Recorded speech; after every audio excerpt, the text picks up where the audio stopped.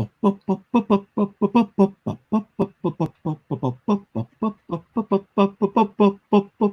Boards.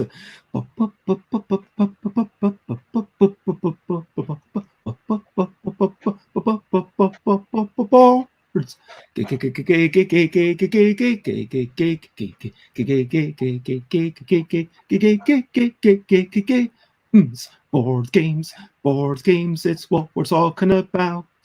Board games, I'm not gonna shout. And I am starting off this morning with a little bit of singing. And here to this side of me is the person known as Steve Dee. Steve Dee is living in Australia. Today we're going to be talking about this area. I hear that Australia, it is very big. I'm sure that some of the people might like to do a jig. I'm sure that some of the people like to do all sorts of things, but I'm sure that none of the humans, even in Australia, have any wings. But I'm sure that some of the people have many different names, and some of the people, including Steve Dee, like board games. Board games is what we're talking about. Board games, I'm not gonna shout. Hey! Good morning, and good morning, Xate. It is lovely, as always, to see you. I am Bez. This is approximately brunch time, and it is the Bezzy Brunchy board game Blether. And today it is Steve Dee, who's going to be talking about board gaming in Australia, as you just heard. Yep. Oh, lovely to see you both, Alan Alton and Andrew January. Oh, and thank you very much. I kind of undid my hair and then retied it up. I don't always retie my hair this morning, but we've got to start with our regular thing, which is a brilliant thing. Brilliant thing. Here's a little thing which is brilliant. So, Steve. Yes, the brilliant thing that I thought of was T-shirts, which are ubiquitous and everywhere, and they express our emotions and our things that we love. And you know, they're usually like $20 or something. And frankly, I wouldn't know where I would be without a T-shirt, or indeed many T-shirts with my favorite characters and things on them. So yeah, I've got a whole collection of T-shirts that have long since been, worn away so I can't wear them anymore. But I can't throw them out because they're just beautiful memories. So, but even if you don't love T-shirts that much, I'm sure they've been very useful in your life. Being able to just slip something on without any buttons, miracle. Yeah, retaining a bit of body heat. That's kind of. It's a little bit of, I'm not going to say that they're high fashion. I mean, they're fairly, okay, this is what they are. They're a fairly standard, ubiquitous garments, as you said. But, some detail, some fashionable thing on it. Like I say, it says, at Be the Sheriff, 10-star games. Yes. On yours, you can, and it's got pure function. There's some good stuff going on. Yep. Now, absolutely. let's talk about recent highlights, listening to music and seeing the sights, recent highlights. Steve, what are your recent highlights today, or yesterday, or recently? In the game industry, or just my life? Everything. Do you want me to go first? Sure. For me, I'm going to share some photos that I took. So yesterday I was on a walk with Angie, and then we saw some cool graffiti, especially like this one. And we went through the rose garden, which was lovely. There was a bit of a sudden shower, but we managed to duck under a bridge, which was lovely. And having that sudden shower and then evaporate, and being able to see this crazy heap of, I don't know if you can see it, it's all sorts of trash in the background there. And sometimes it's quite saddening, the amount of waste we produce, but also literally awe-inspiring. And basically just going through and walking around and sharing a little bit of time with my lovely friend. that for me was my recent highlight. Excellent. Yeah, it's actually been quite rainy here, and it was nice just the other day to get a little bit caught in the rain. That's a lovely thing sometimes. Mostly what I've been doing over the last weekend has been finishing off a game, which has been exciting, a new game that I've been designing and getting it out to the first few playtesters, which is great. And yeah, and then just having a nice walk around in a little bit of rain, which is a lovely thing. And then you get to come home and you get to, warm up with a nice cup of tea or something. It's a very beautiful thing, you know.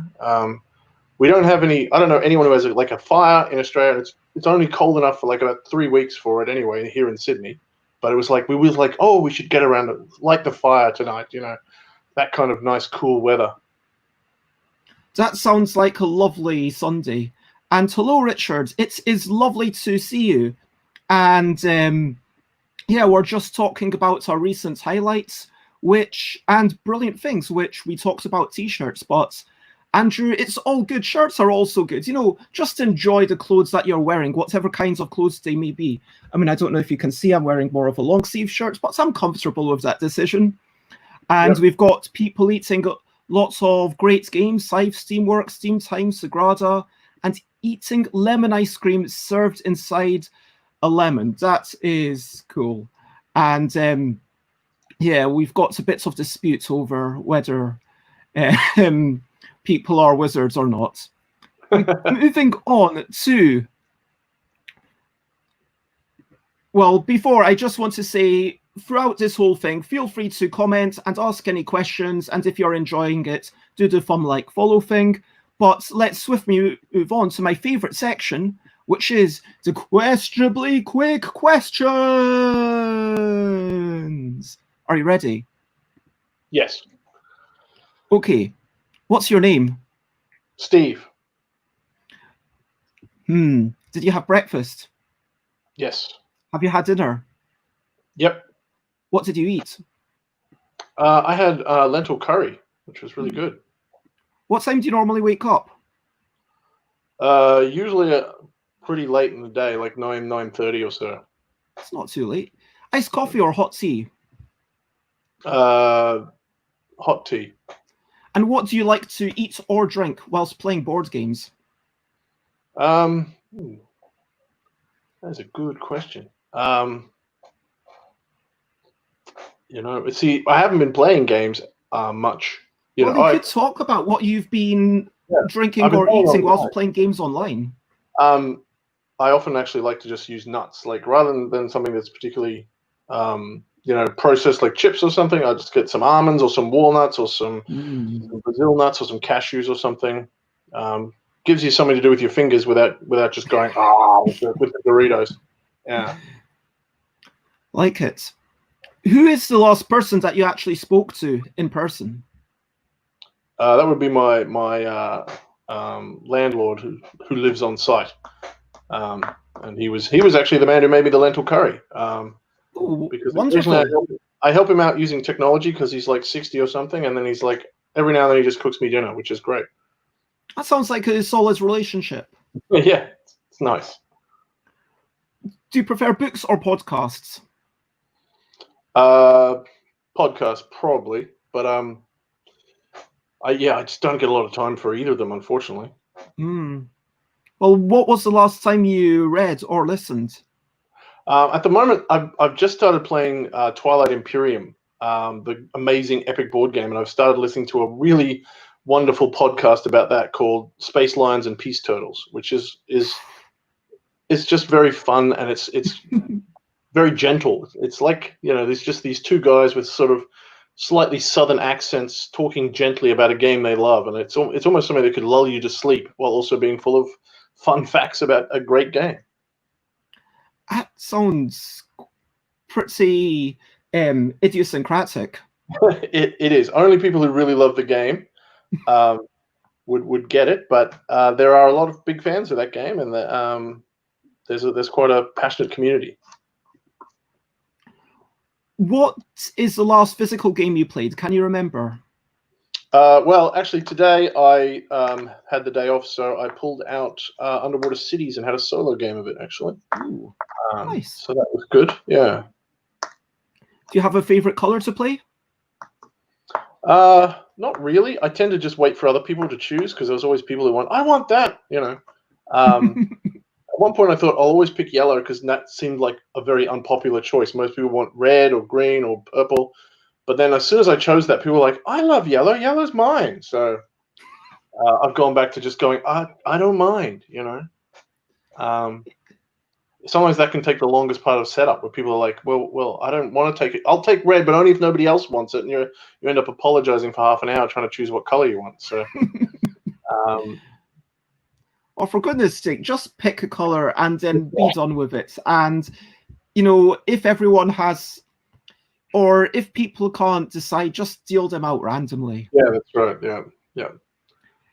It's funny. So sometimes people just hit that, and that's the first question they're asked, and they're like, "Oh, that's too hard. I don't know." So yeah, deal them out, and then people can argue about if they really want purple or something. So, cards or cubes? Oh, cards. Is that because of the potential for text and stuff? That more the kinesthetic appeal. I like to shuffle. I like to do the riffle shuffle and the Manhattan shuffle, and you know, just feel the feel of cards in my hands. It's just really nice. Yeah, I like to shuffle all the decks in the game, so nobody else has to do it. It's like let me. It's fine. It's not that often that I meet someone who's like, yeah, I really want to do the shuffling. It's all about that. I guess that's, you know, a lot of magicians or indeed wizards are all about the shuffling. Yep.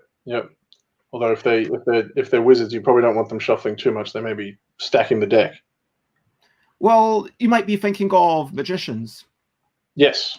I mean, like wizards could probably just change the deck without even touching it. Yes. Can you tell us 3 board games you didn't work on that you love?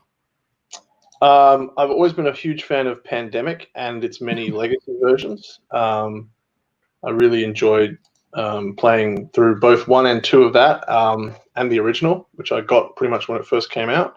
I really enjoy, I enjoy Underwater Cities. That's something I've been enjoying quite a lot of. And I just recently picked up Clinic, which I also really like. Clinic? Yeah, it's a game about running a hospital.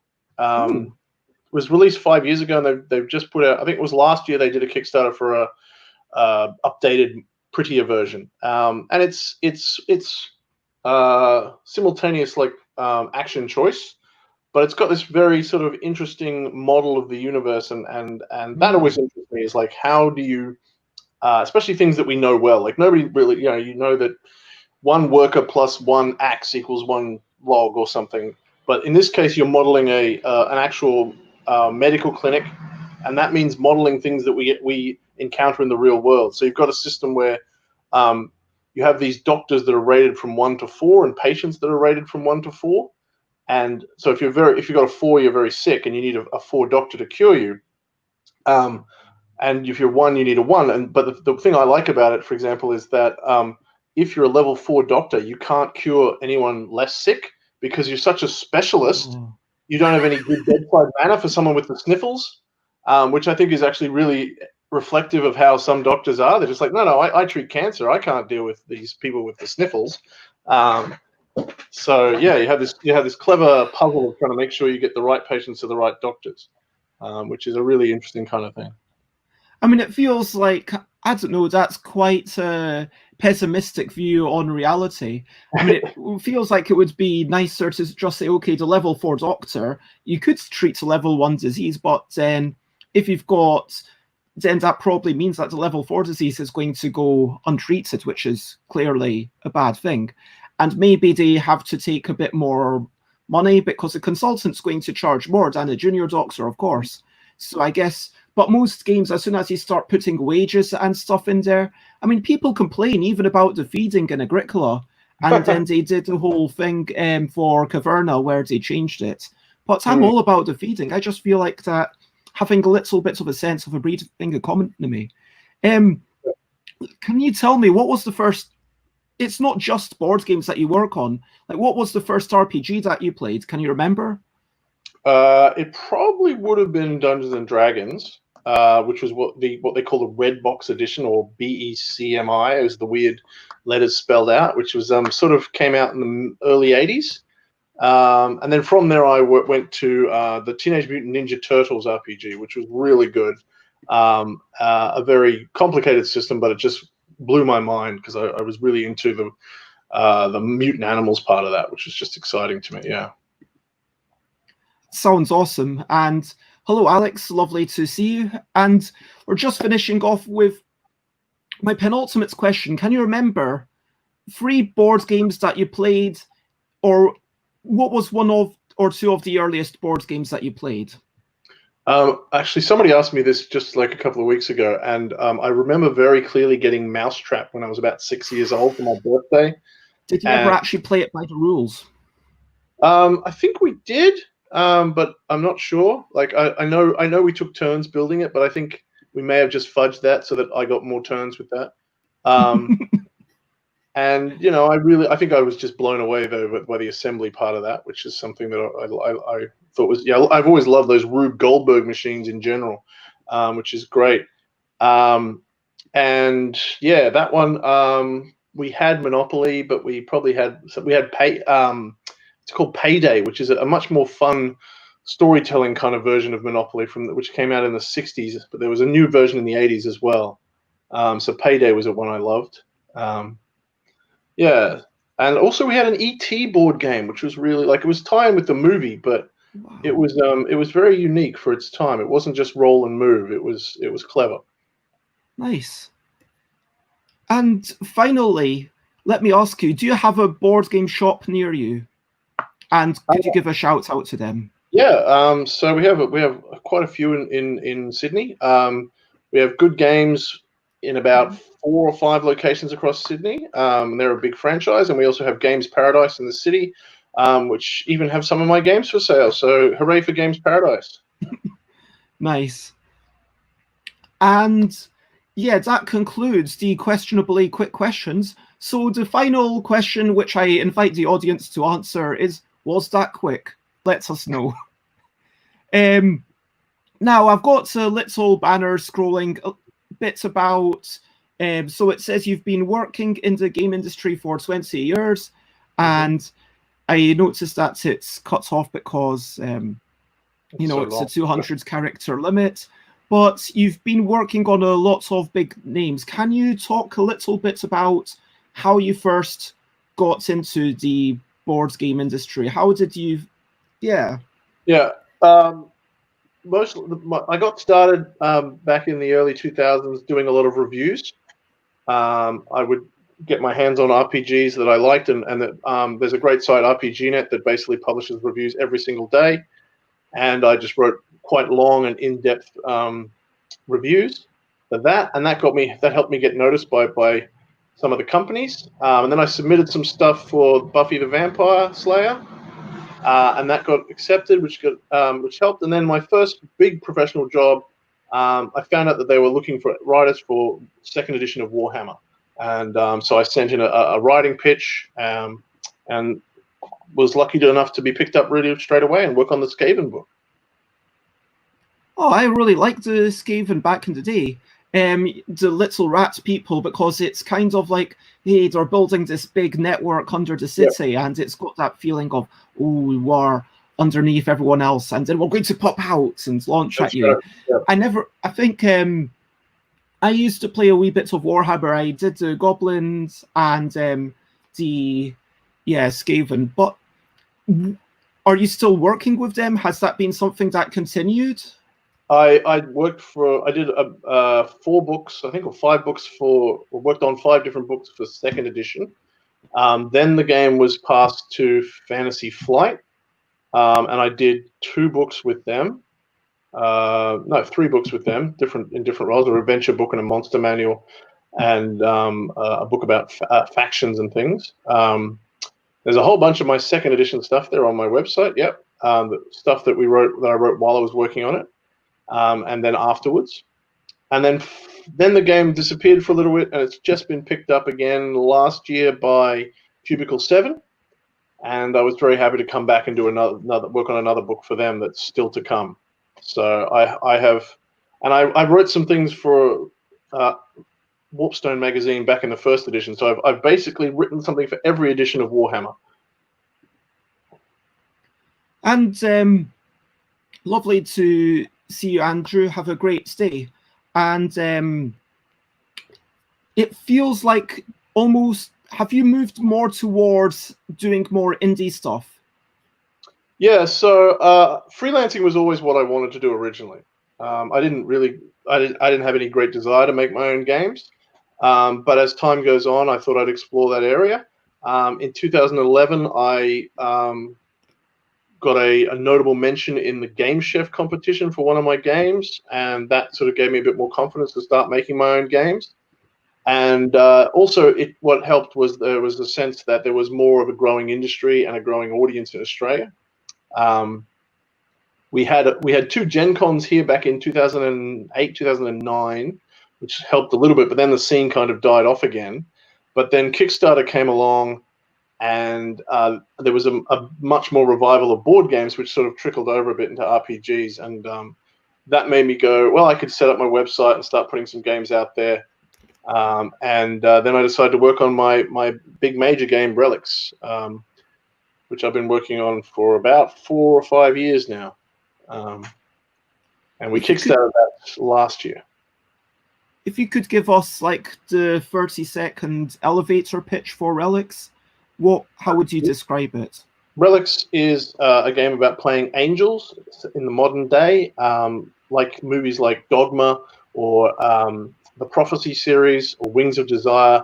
You are these great powerful beings, but you've left heaven, you've come down to earth to try to fight demons and fight evil on earth, but now God is gone. She's closed the gates of heaven permanently. You're trapped on earth.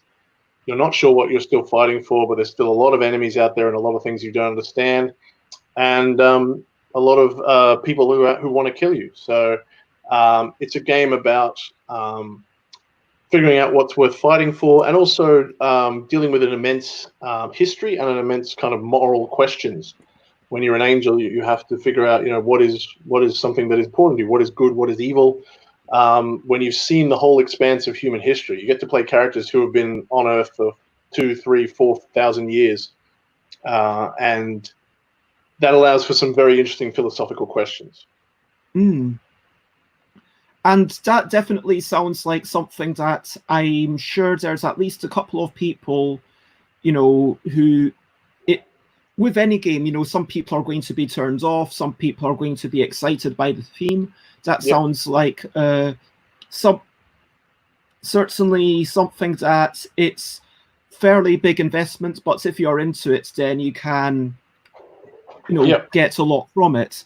And Alan Oughton just excited tail wag for Puppy Dog Tales, which is something that we've played on my stream a few times. And this is interesting because you've got these big, almost theological games and stuff like Warhammer Fantasy and whatnot that you've worked on. And then you've got these tiny, ridiculous games like Elon Musk's iPod Submarine and Owlbear, which I looked up, and it's more almost a starting point kind of for improvisation than anything else. Yes, it's really kind of a lyric game. I was just playing around with ideas, and then my friend said, my daughter keeps drawing owlbears, so we threw her art on there, and that was a lot of fun. They often call them lyric games in RPGs, where as someone said, they are to games as poetry is to prose. But Elon Musk is actually a full game that works really well and actually acts as a work of satire. There's a Steam mod for it, and there are internet versions, and we're talking about making a phone version. So it's been quite popular. When I first put it up online, it got like about 1,500 shares on Twitter, so that was quite nice. Wow! And people every now and then still stumble onto it on Reddit or something. So some of them are very long, some of them are very simple, but some of them can be more than meets the eye. And Yeah, as Xate says, Xate was parts of our stream when we were all barking away. I mean, do you think it's just natural that any game designer will want to make a variety of games, both tiny little things and big serious things? I think everyone has their own kind of scope, but I like to encourage new game designers and all game designers to make a lot of stuff as much as possible. And smaller games you can make quickly, and so that's a good way to learn, especially when you're starting out. You can make a game in a short period of time, and you can test it and you can put it out there, and that's a great way to just learn about how games work. So, and also similarly, you can have it's good to try different things, like to make the smallest game you possibly can and a large game.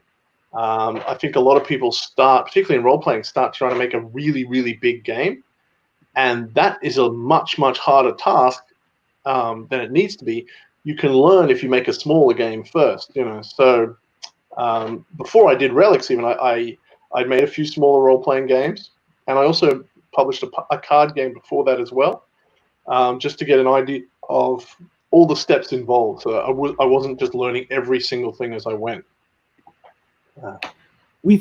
Going back to the main topic of Australia. Have you played Australia by Martin Wallace? I believe. Does it feel? You haven't? No, I have. Yep. Okay. Well, does it feel particularly Australian? I mean, it's sort of there. It gets some things right, but it could really be any kind of hex kind of game. It doesn't make me feel like I'm really in Australia. But on the other hand, I'm not sure what that would look like. It's an interesting question that comes up a lot. We don't have a lot of games that are extremely Australian. There's a couple of there's one called Dingo's Dream, which is quite nice, and that's got some elements of mythology and our animals. Certainly, I think of our environment as something that's very Australian, and there's not a lot of the environment, I guess, in Australia. It's just about laying down train tracks and then moving tanks around. So, staying on topic somewhat for Australia, what would you say is the main differences between Australia and UK, Europe, USA as a place to play board games? Certainly, I think both Australia and Europe have a very much more denser population. Makes it easier to find people. There's more events, and they're more often, and they're easier to get to.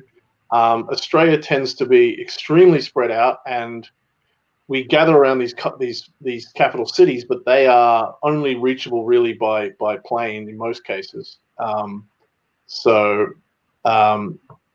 You have that kind of limitation. It can be cities. The cities themselves are quite large. We've had some trouble setting up some design events in Sydney because someone will be a Sydney designer, but they'll live 2 hours from another Sydney designer. So it's hard to get Sydney designers in the same place because it's so big. Whereas if you're in the UK, you can probably be in 3 different cities if you travel for 2 hours.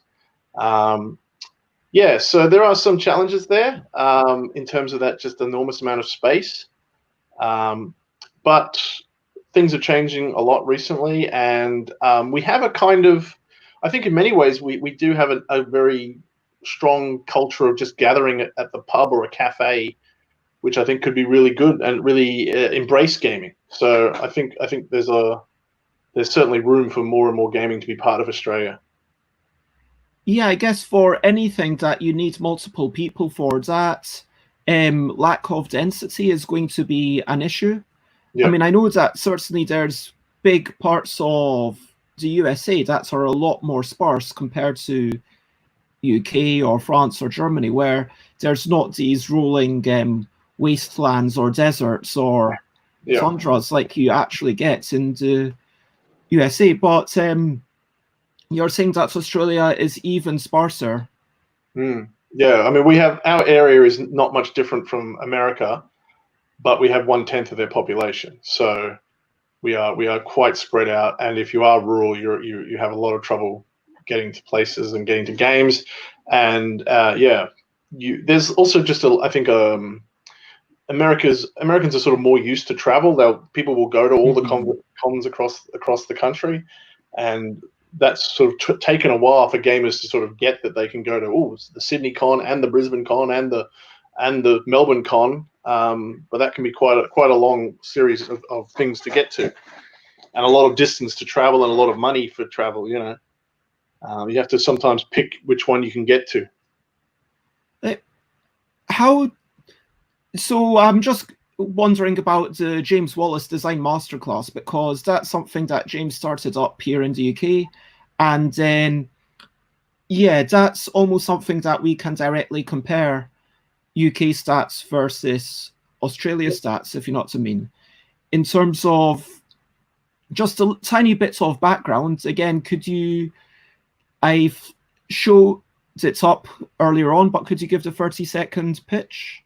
Yes, so the masterclass was something that James and I developed together from some of his original ideas of just trying to basically condense a lesson in how to make your first board game in a 3-hour envelope, basically. And it's designed for anyone who's got, even if you're an old hand or if you're a first beginner, we basically give you a power lesson at the start, and then we get you to take a bunch of cardboard and pens and dice and materials that I just bring along and dump on a table, and then you make a prototype, you play test that prototype, and then you make it better and you play test it again, and everyone gets to walk away with their very first game in their hands, which is just really good for their, people get to go, oh look, this is my first game, and then you can build from there, which is great. And we've run it successfully in a lot of areas in Australia, but with the COVID, it's sort of on the back burner at the moment. Of course.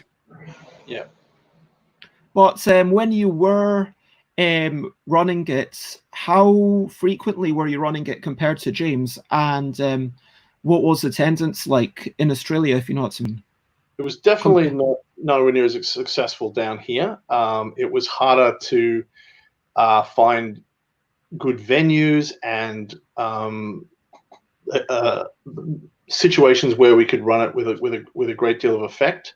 It was just a little bit slow. We've run it successfully at many conventions where we could get the people and the place, but outside of that, it was sort of hard to get it off the ground. I think partly because there's just not as much of a culture of gaming, so people don't want to make a game.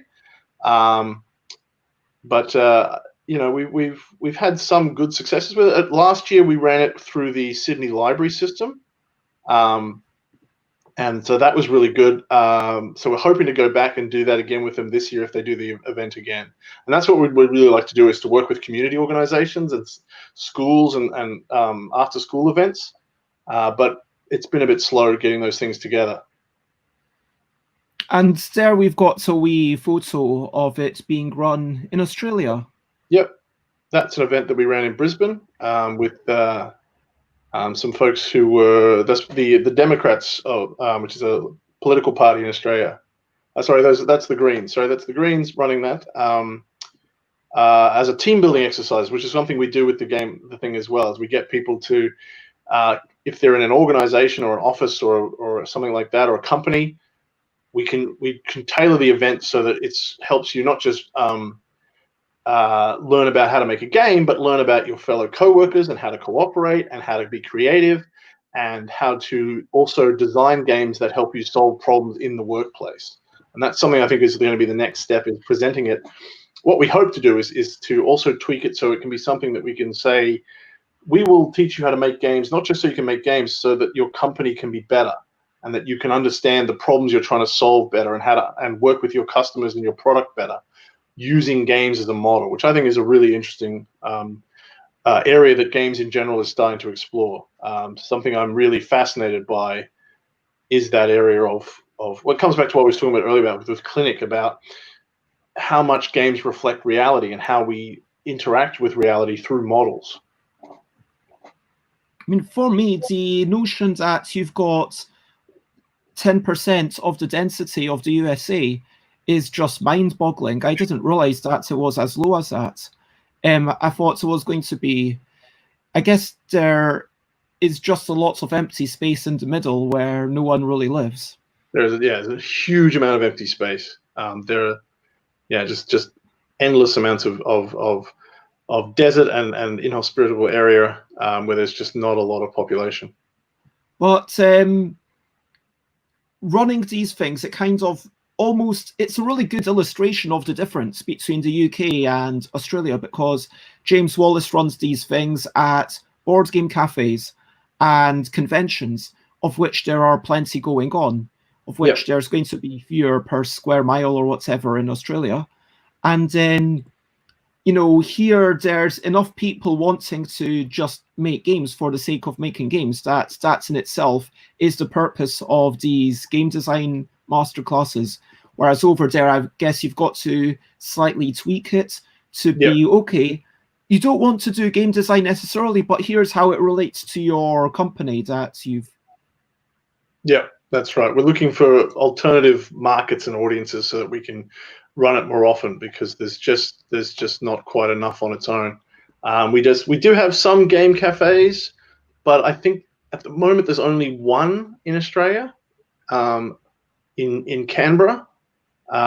So they're not that common, and yeah, it can be difficult therefore to find a venue. And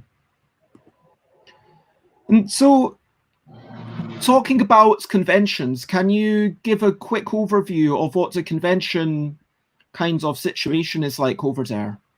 Yeah, I mean, we do. Pre-COVID, we had a convention scene that was growing. Obviously, like all of this is going to be just assuming, like, let's talk about 2019 kind of thing. Yeah. So for about 10 years, we've had PAX Australia here, which is the Penny Arcade convention. So they have a US one, which is PAX East and PAX West. And luckily for us, the computer version, it started as mostly a computer game convention. And so much so that in the US, they actually have PAX Unplugged, which is just board gaming. But when they brought the video game to Australia one, they immediately people were like, oh, we're doing board games here as well. And it's actually always had the biggest board game tabletop area of any of the PAX cons. So that's always been great. And that really helped as it grew. It attracted more people and became more of a place to sell games and get attention to games, which has been great.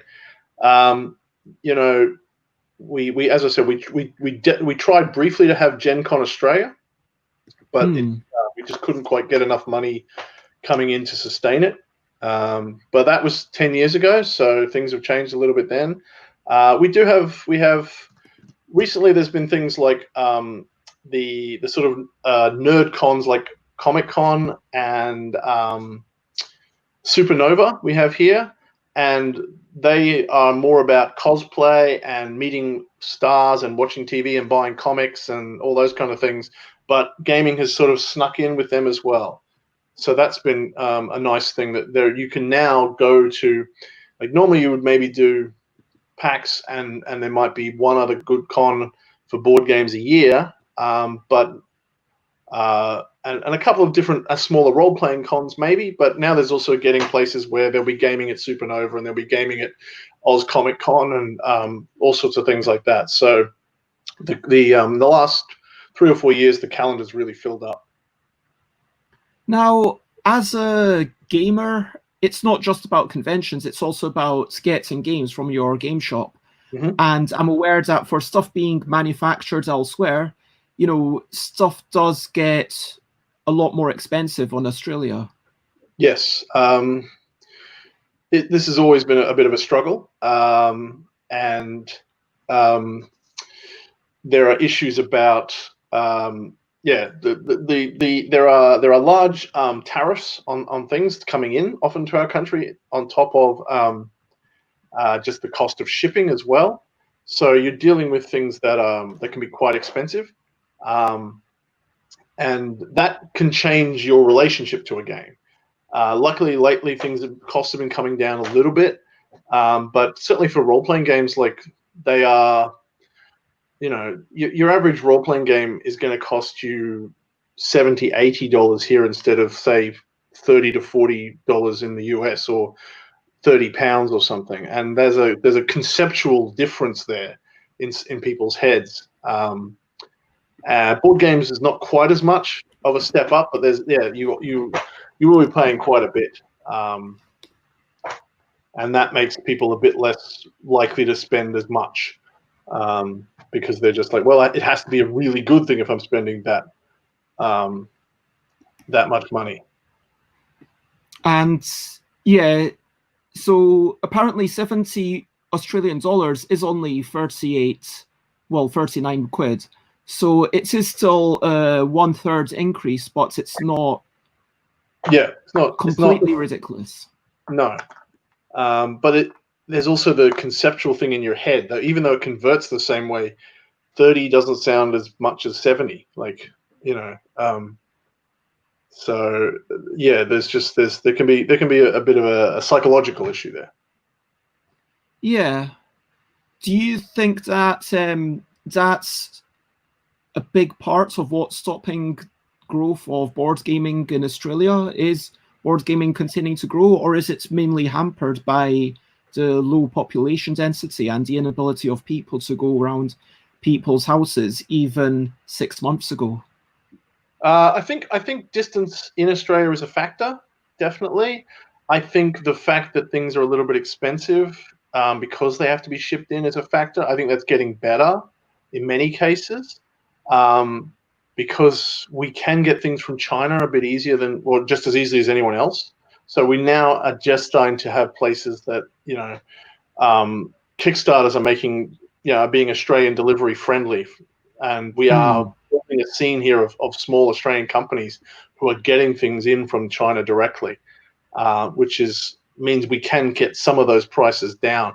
But it's always been a bit of a struggle with the fact that we are so far away from almost everything, which just adds that little bit of cost and a little bit more difficulty.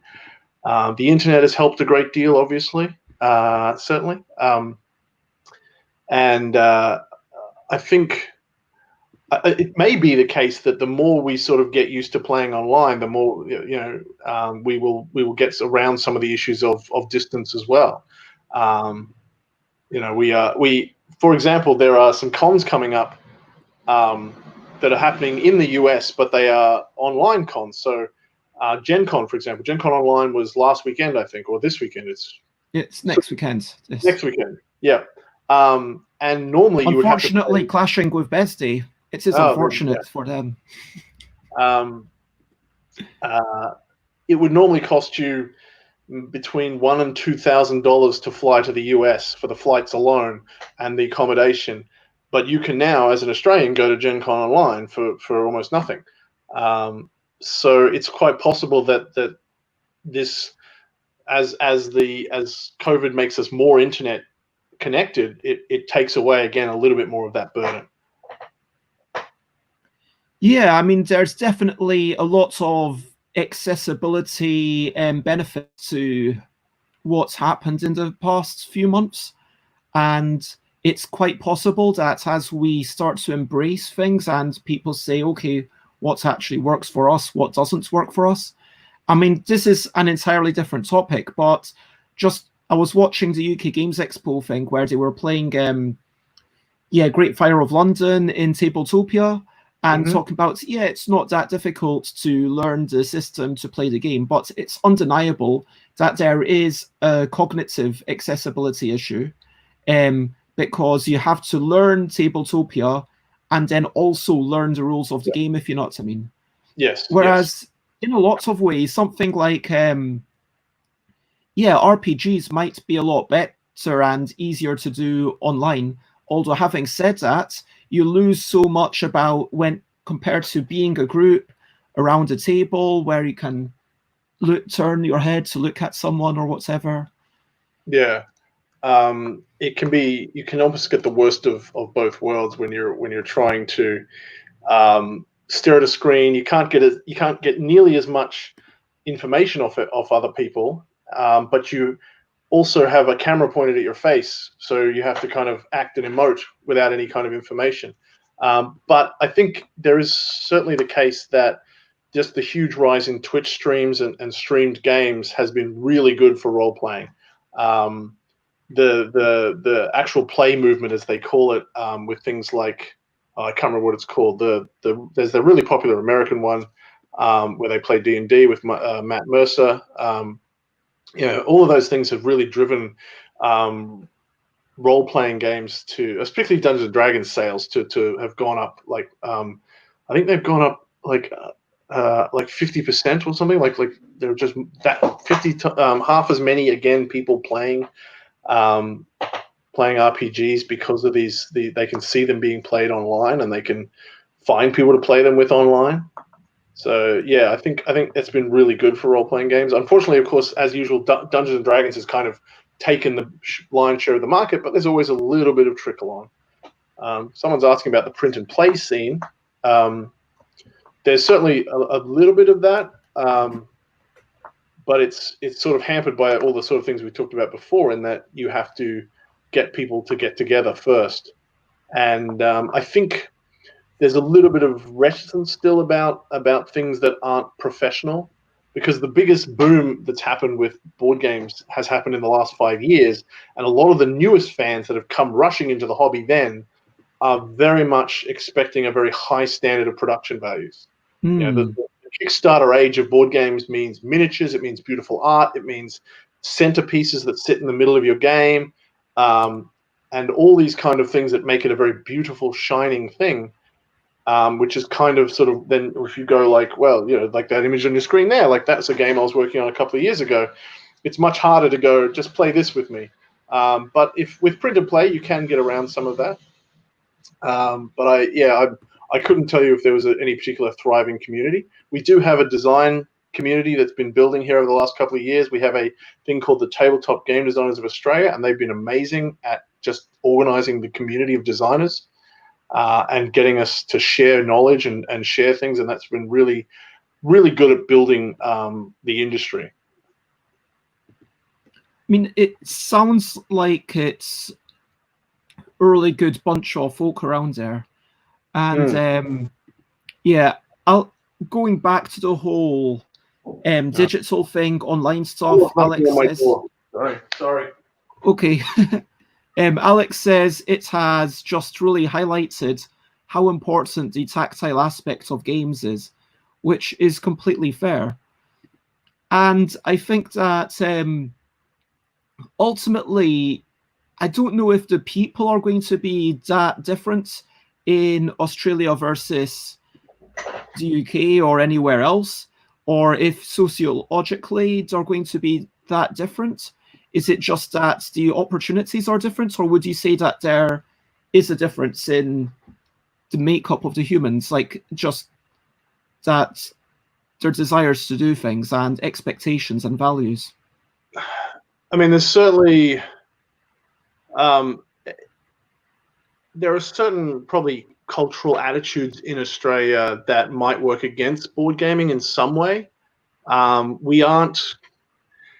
We're a little bit, I guess, especially compared to like Britain and Europe, we are anti-intellectual, and there's that sense that we don't want to do anything that's reading books or requires your brain. We have a very strong sense in Australia that those kind of things aren't acceptable behavior for the average person, and that's being questioned and being challenged a little bit. But there's one fact that's a factor, I think, in a little bit. But that also means, I think, that we are a place, though, because we might be a place where social games and simple games and parlor games are much more popular. Because of that, because we have a sense of just get everyone around and have a bit of fun. There is a game that possibly the national game of Australia is called Two Up, which is an old gambling game. It's basically just pure luck, gambling, and that sort of thing. But it was popular because everyone knew the rules and everyone could play it, and there's a strong that's something that is of Australian value, is everyone having a go and getting in and joining in and having fun. So that aspect, I think, does suit us to enjoying a good game. I mean, it sounds like the sorts of place where a party game might do a lot better in Australia compared to over here. Presumably something like Double does really well over there. Yeah, Double did pretty well. Certainly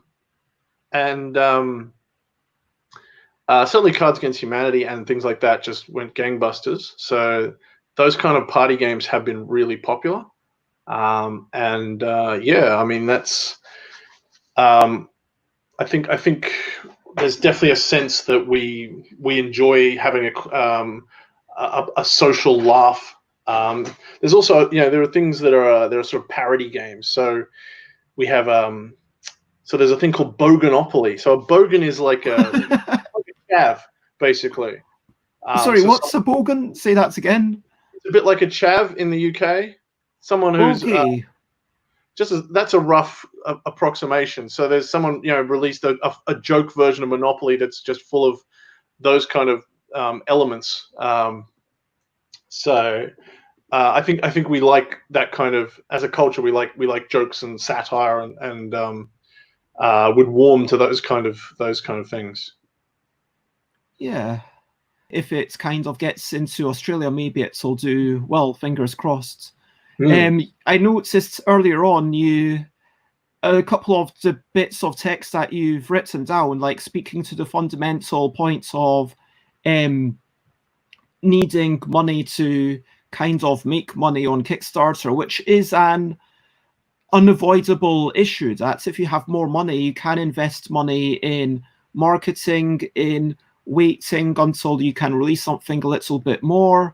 Certainly, I'm privileged in that I am able to draw something that doesn't look terrible, and indeed a lot of people say it looks good. I don't know why I'm kind of describing it like that. So, I mean, yeah, so I didn't have to pay myself for those things, and certainly I couldn't afford to pay myself even like minimum wage for those times. But there is a slight problem where it is not just as a creator, it's not just the value of what you've made, it's how well you can market it, how well you can get it out. Blood on the Clock Tower, which is being mentioned, did actually do very well, I believe. Yes. And that is from an Australian team, right? Yes. And they certainly had, they weren't millionaires, but they had a lot of money to invest in their publicity. They were able to go to American cons, which, as I say, requires plane tickets and move the game around. But it's also a game that has attracted lots of followers, which is, again, also, I guess, free labor of people who are willing to promote it. Some of my games have attracted a few people who are willing to GM for them and things like that. But it is often you have to do everything yourself. I mean, arguably, the fact that they were attracting this free labor where people were helping demo it in London and all sorts of other cities. I only say London because I live here. Other cities do exist. But does that not speak to the quality of the game? Does it not speak to what Tim Fowers talks about as the slow, the kinds of viral facts of games? Like the fact that I've been flicking through, I've seen three different pictures of photosynthesis here. I myself have talked quite highly of photosynthesis. I talk about how, as exactly like you say, it's a brutal, horrible game where you're really getting in each other's lights. It's not a friendly game at all. It's but at the prettier a game, the more that you enjoy it, you are going to start off sharing it with other people and basically then doing more marketing? Is that not just because of the quality? Yes, absolutely. Yeah, I mean that is what good games do. They create stories, they create community, and then they get shared, and they get more and more attention. And you can certainly hope that a great game with almost with very little money behind it can somehow catch the attention. I mean that's something I'm always keen on it, for tell people not to give up. Even if you can make something cheap, you can still get it out there and get attention to it. And that's the thing. Like Elon Musk's iPod submarine, that was I just wrote it on Word. I found a picture on the internet. I put it into an image and I put it up on the internet, and 1,500 people saw it on Twitter, and it's still talked about, and that cost me nothing to make. So I actually have a podcast which is called Lancing by Myself, and it's focusing on being a freelance designer, but also we talk a lot about how to do things when you're poor. I mean, obviously money helps, but we should never stop designing just because we can't get as much of a word out as possible. Even if you just make a game for your 10 friends or your family or something, that's still a great thing to do.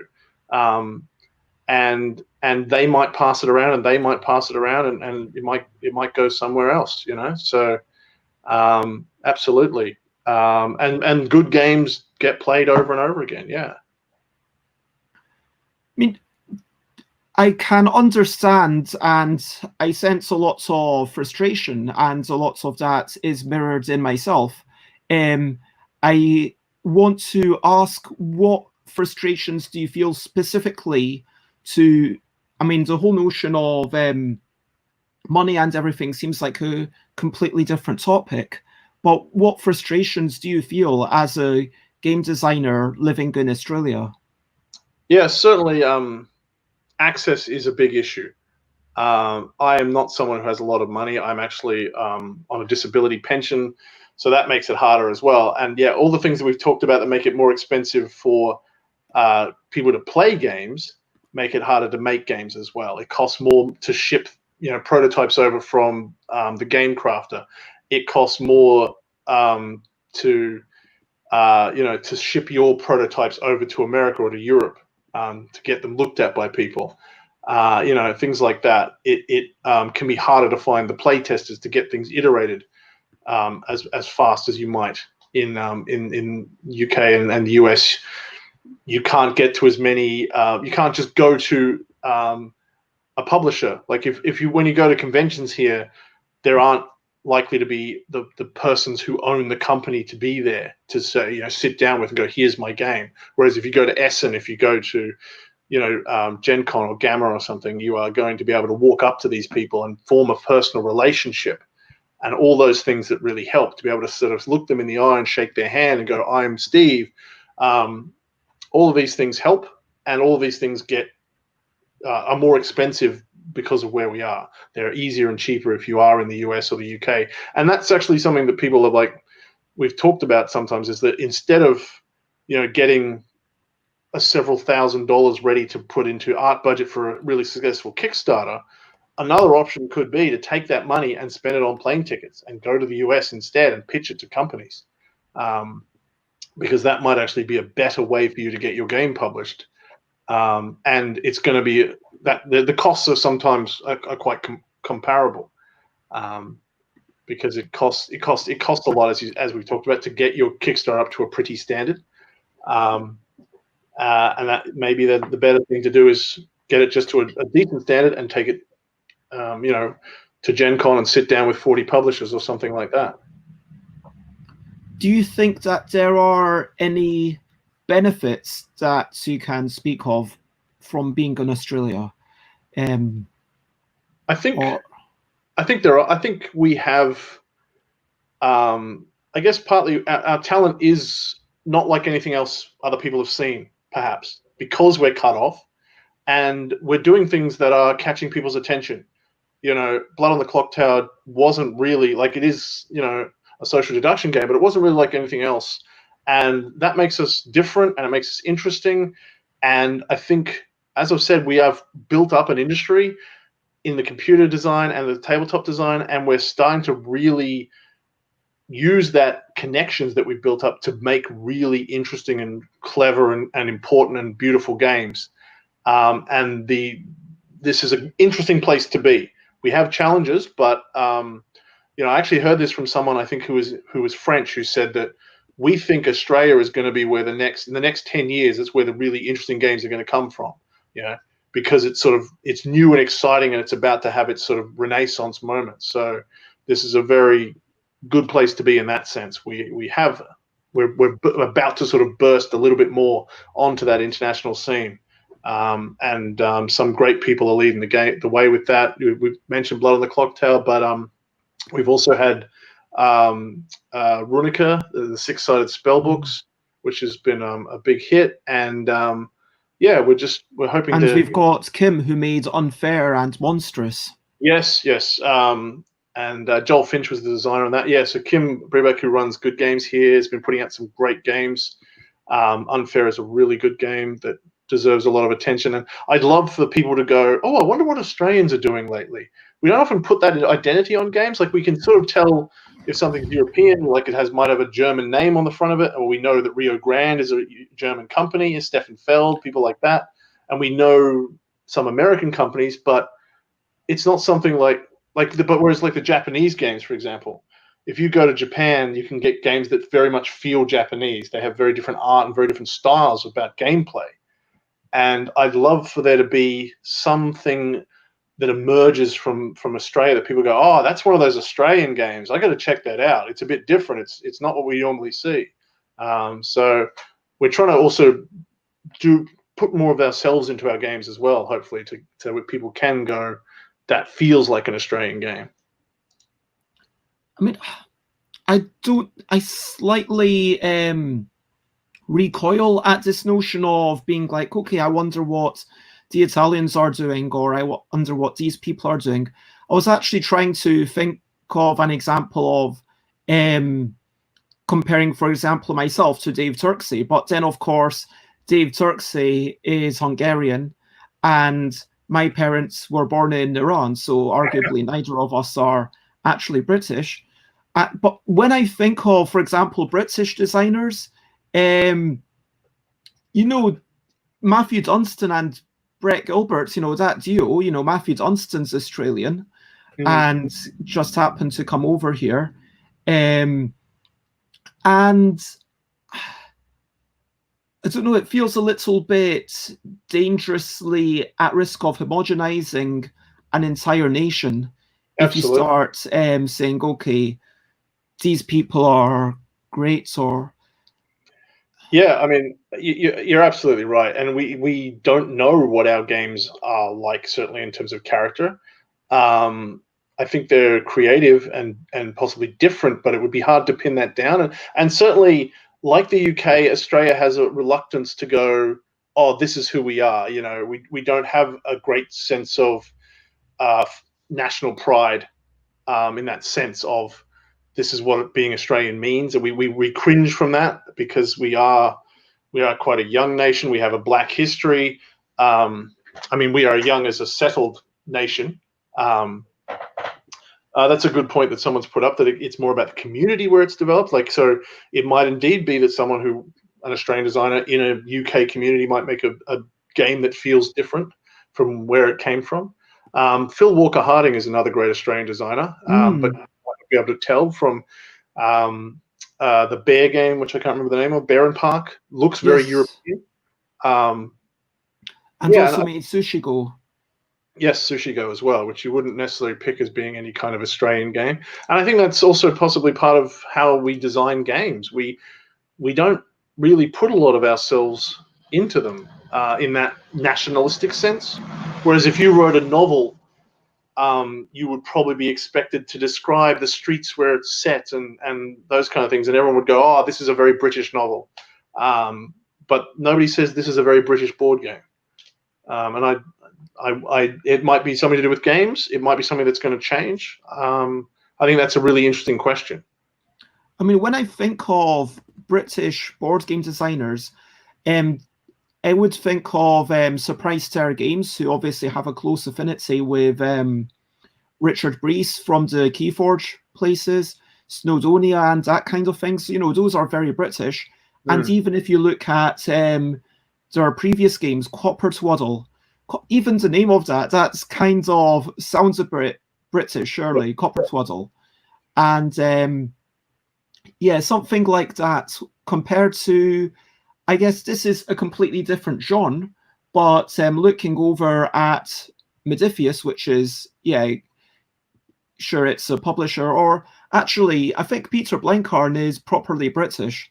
And if you look at the stuff that's Inside the Box are making with, what was their first game? It was somewhat political.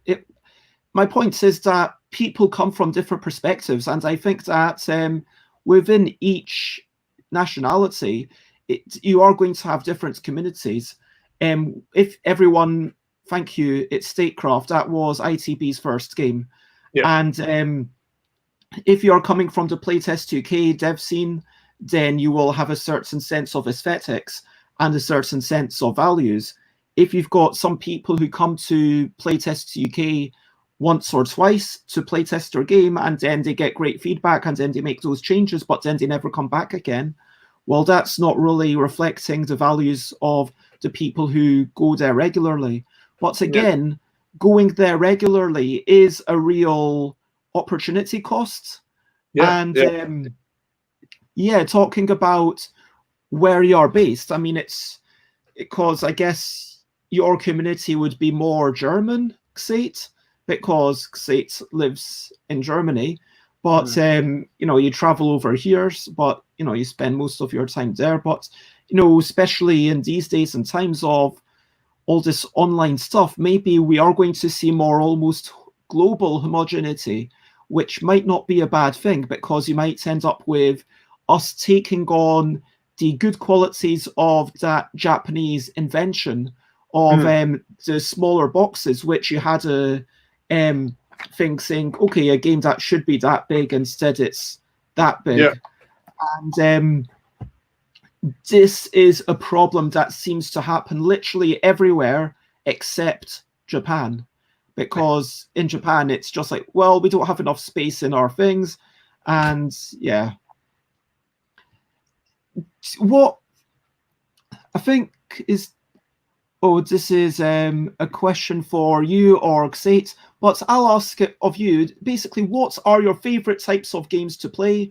And presumably that's been reflected on the photos we've seen. But what are your favorite types of games to make? I've always really liked collaborative games. They're much more common now than they were 10 years ago. But I was really excited when that trend began, back with like Lord of the Rings and Pandemic. I think a lot of people dislike games because they don't want to be antagonistic, and they don't want to feel like they're stupid, and they don't want to feel bad about losing. And collaborative games solve all that, and I find them really interesting and really dramatic and interesting and emotional experiences. So I have a soft spot for them. And I like, as I mentioned, games that are reflecting real life issues that we might think about, and modeling those kind of things. So I like games that are set in the modern day and real world and things like that, and that are historical and didactic. Is, you know, they're teaching things. Freedom, the Underground Railroad game, is one of my favorite. Really interesting game. And I guess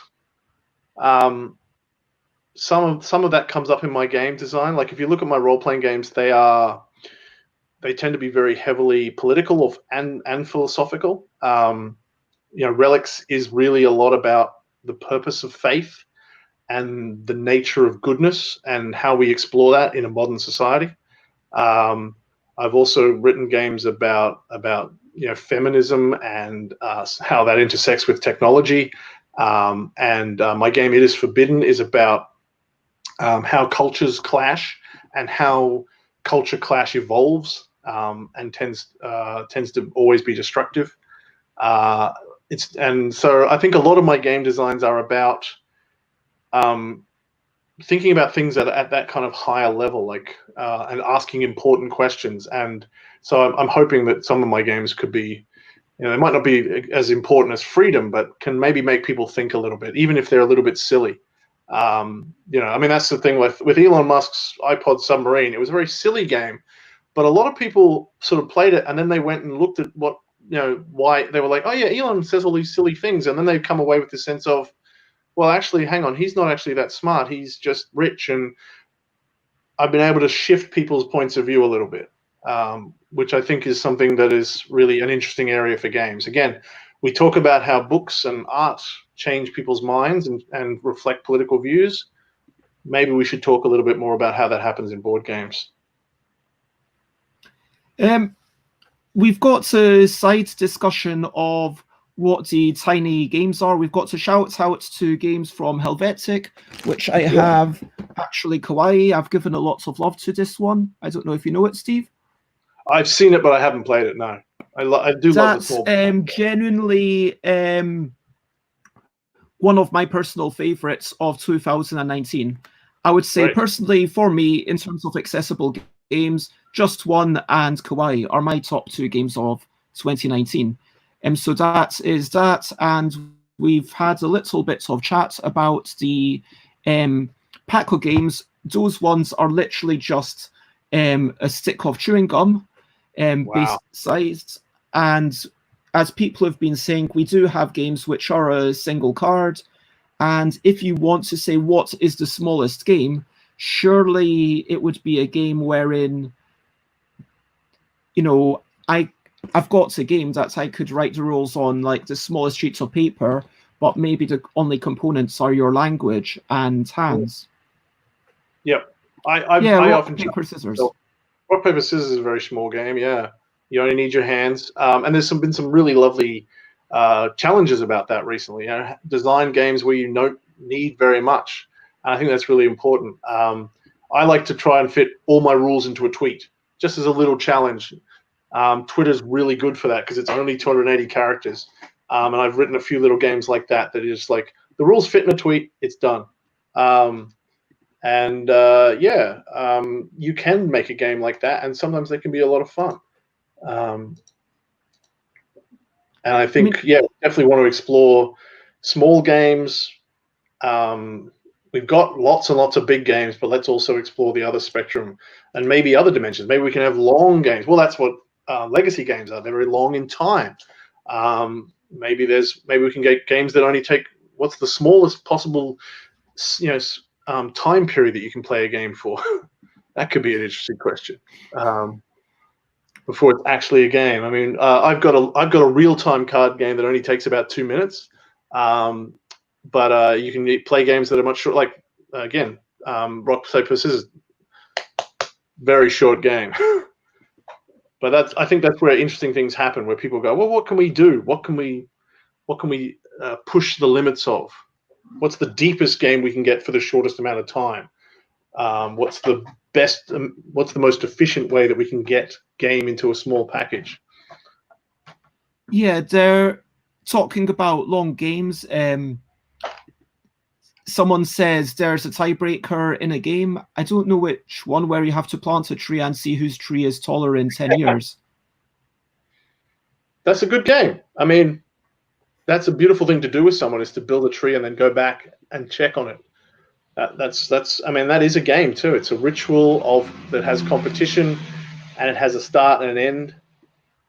Ooh, an ortho and game. In terms of, absolutely, those are ortho games, because ortho game as defined by Richard Garfield, where you make decisions and then there's a sense of a winner who has won. And so this tiebreaker, you could just ignore the whole game before it and say that is the game. The game is, you have to choose your seed, you have to choose where you plant. Those are meaningful decisions. And in 10 years' time, a winner is selected. Getting slightly back to Australia-specific stuff, where is this photo that we're looking at? Let me see. That is in a bookshop whose name I can't remember. It has a Japanese name. So it's like 99% a bookshop, but we've had this thing where, like normally you would find maybe Uno and Monopoly and things like that in a bookshop, maybe Scrabble, but now there's been a bit of a burst where you'll find, usually party games. So you'll find Apples to Apples, and you'll find Joking Hazard and things like that. But if something is also popular enough, like it might slip over, even though it's a more of a gamer's game. So you can see Dead of Winter is there. Yeah. And the Harry Potter deck builder is. But the Harry Potter deck builder, that's just because there's a ridiculously big IP attached to it. Yes. But that's a great way to get your foot in the door. And I think that speaking with everyone yesterday about how long these shows should last, we decided that 70 to 90 minutes is what we're kind of aiming for. So given that, Arboretum is having more tree colors planted, but it has been lovely, and I would like to wind down and basically ask you, do you have any hopes or ambitions or anything that you're looking forward to? Ideally, let's start off with regards to gaming in Australia. Yeah, well, as I said, I think everything's, COVID has also made everything up and down, and we hope the convention scenes will recover. But apart from that, we have really developed a really strong community of game designers who are talking to each other and working with each other and being inspired by each other. And we're starting to get even a little bit of industry support, and talking to other artists and the computer game industry, and being seen as a legitimate kind of entertainment industry in Australia. And I really think, I don't know what it's going to look like, but I think the future is bright for Australia. I think we're going to really more and more games published and being successful. And I think if we can convince the public as well that, like, no, this is an Australian game, because if you turn on the radio or something, every time there's an Australian TV show or a film or a book, that gets a fair bit of attention, because people go, oh, it wasn't just made in Hollywood. It wasn't just made on the BBC. That's different to us, because we get so much of our culture from outside. That's the thing. People don't always realize that, but like 99% of the movies and TV shows and books we read are either American or British in Australia. We're just drenched, particularly in American culture. And when things happen that are Australian, we go, oh, that's interesting. And I'm thinking we're at the tipping point of people going, oh, here's some Australian board games. So if you're out there and so if you're playing Mysterium or Dead of Winter, then here's your local Australian equivalent, which people might be more likely to support. So I think that could be really good for us. I think that in the next 10 years we can see some really impressive things happening in Australia as a result. We hope. It's kind of funny with immigration and emigration. I'm just thinking that I know obviously Matthew Dunstan, who I've already mentioned, but there's also Dave Dawkins, and there's Dean Morris, who, shouts out to them, I know them through Playtest UK. And although Dave Dawkins has gone back to Australia for a wee bit, it feels like there is a lot of movement, which is hopefully only going to be a good thing, because Kenichigu from Nigeria coming here and being exposed to games from here, it's not about, hey, make games like other people, but it's more about, hey, make games that can compare, if you know what I mean, and Absolutely. make games that stand head and shoulders with everything else in the world.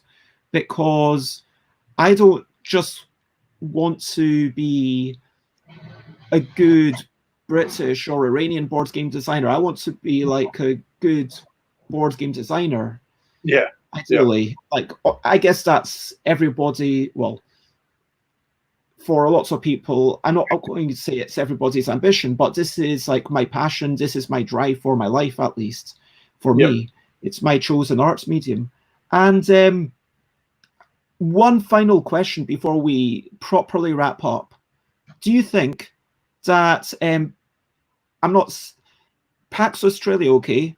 Do you think it will grow to be something like UK Games Expo, where nowadays you can find design meetings with actually people from USA coming in, and even people from Japan coming into UK Games Expo, because it's reached that point where there's 20,000 people going there to buy and play new board games? Do you think that PAX Australia will be something that could grow to be reach that state? Yeah, absolutely. More and more I've seen some American designers come over and make enough money to come back again. So I think there's a real chance that we could see more and more of that it could be an international hub and worth people's time and a way to connect and to all of Southeast Asia. Like, it might end up being something that's really important for Southeast Asian gamers to come to as well. We have a strong connection to the esports community in Japan and Korea and in Singapore, and if we can bring that in a little bit, there could be it could be a great gateway to Southeast Asia, and so I think it could be a big world event one day. And looking forward to hopes and ambitions, over to you. It's our final sections. So I bring it over to everyone in the audience and let me know what you are looking forward to. And also, Steve, if you want to chime in from a personal point of view, and what are your own personal hopes? For me, in a very small point of view, I am looking forward to meeting up with Layla today. I am excited. I'm hoping that we'll maybe get a wee bit of a walk. I'm going to buy some onions. I'm going to cook the onions with some apples from the garden, make some, bits of applesauce. I'm going to freeze some. Well, maybe I'll just make enough for tonight, and then if it works well, I'll make more and then freeze that. But I'm going to do that. I'm going to go off and buy some pork chops, and we're going to have that and maybe play some games. So that's what I'm looking forward to. And my personal hope and ambition is just doing a bit more work, getting puzzle sent out to all the proofreaders. Well, when I say all the proofreaders, it's like a couple of folk, and inviting a bunch more folk, trying to sort out arrangements with marketing UK Games Expo stuff, which never feels like the most exciting thing, admin and marketing, but it is a sad requirement. And that is what I am generally up to today. Do you have any plans for today, Steve? Well, of course, it's 8:30 p.m. tonight, but I am actually apparently going to be on recording another person's podcast in about half an hour, so that's going to be exciting. It's a great podcast called Dice Hard, where we take a movie and we try to make a board game of it in about half an hour. So that's going to be a lot of fun. The two guys who host it are hilarious. So I'm really looking forward to that. It's always great. I've been on it before and we had a lot of fun then. Which show is that? It's called Dice Hard. Dice Hard, H-A-R-D. Yep, like the movie Die Hard, but with a C in the die. So look up Dice Hard podcast. It's a lot of fun, and they've done so many movies, and it's also just a great insight into how you might throw a game together, which is great. And Xate is looking forward to finishing a project they started to see if it makes me smile. And this message does absolutely cause suspense. And it's Alan Oughton's looking forward to not raining, fingers crossed, and herding some of the family away. I hope that you have a wonderful holiday. And yeah, if I don't see you for a while, have a great time, Alan. And the English rules for Arboretum do have the plant a tree rule. But it isn't in the German, apparently, because Germans are not so prone to whimsy. Maybe that's what's going on. So yeah, that's a national character thing. Yeah, maybe there is an English element to that. And I want to remind everyone that Bez Day is on the 1st of August and 2nd of August. And in the comments, I am just now pasting the thing where if you followed that link, you will see this form and you can share a photo. And my favorite photo, which basically if it makes me smile or it looks pretty or anything, then I will honestly just get some photo together of the Inner Bind cards. And even if you don't have any printer or money, you can look at this bit, which gives you 12 cards that are examples from the full games. So you can just use those as inspirations. Those ones don't actually need any cards to be placed upon your body. So you could just read that and do the things, or indeed use a little dummy or make a little dummy or draw a thing, share any sort of picture. And someone is going to win a prize wherein they will be drawn in the original Winterbind style. And what else? There is an LDEC design competition that's going on. And if people want to check out yourself, Steve Dee, where can they do it? Yeah, it's gone across the bottom there. Everywhere it is Tin Star Games, like the things that the old West sheriffs used to wear. So twitter.com/tinstargames, facebook.com/tinstargames, tinstargames.com is the website.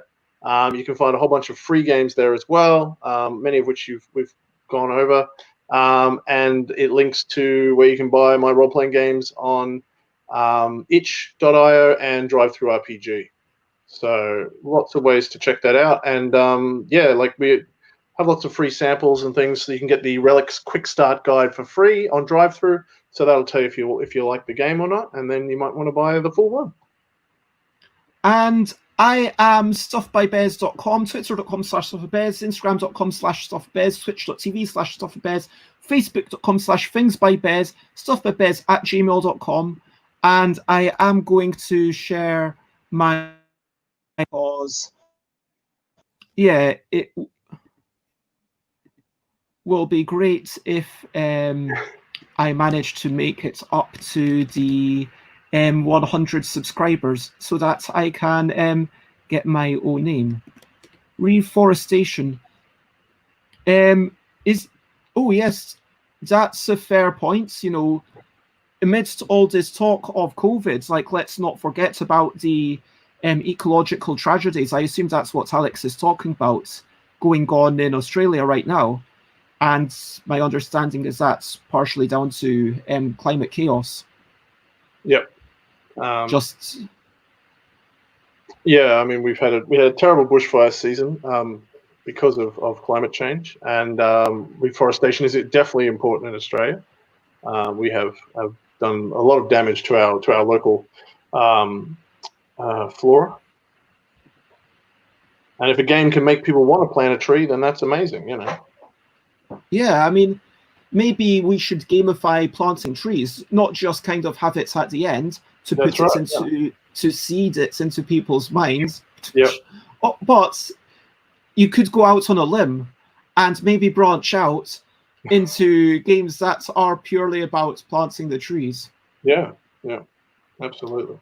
I know that there's been a lot of talk of moss being really good for capturing CO2, but to recap everything that we've been chatting about, yeah, it's mind-boggling to me that, 10% of the population density of the USA, there's some great stuff going on in Australia. There are challenges wherever you are. You know, yep. I'm sure that people in Vietnam have far worse challenges in many ways, but, you know, we've all got our privileges and all, you know, our own, what's the opposite of challenges, I guess. Yeah. And absolutely. Yeah, we'll leave it there for sure. I want to say thank you to everyone. Thank you to Andrew, to Xate, to Alan Oughton, to Richard, to Alex, and yeah, thank you most importantly to Steve. If I can get up that thing. Yeah, thank you very much for coming along. No worries. And wrapping up, do you have anything else that you feel the need to say? No, just I love talking games, and thank you for having me along. Okay.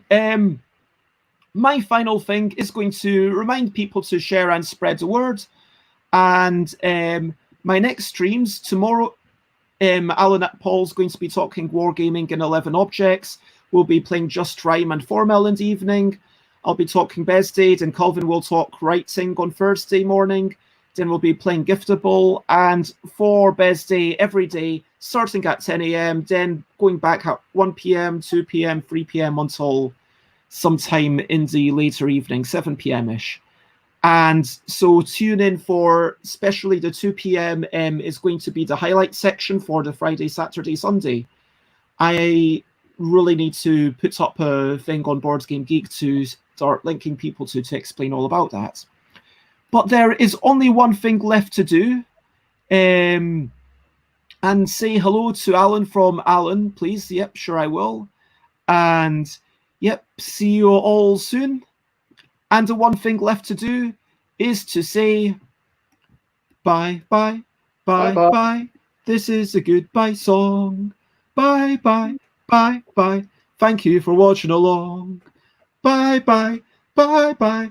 This is the end of the show. Bye, bye, bye, bye. And now it's time to go. Bye, bye, bye, bye. This is the goodbye song. Bye, bye, bye, bye. Thank you for watching along. Bye, bye, bye, bye. This is the end of the show. Bye, bye, bye, bye. And now it's time to go.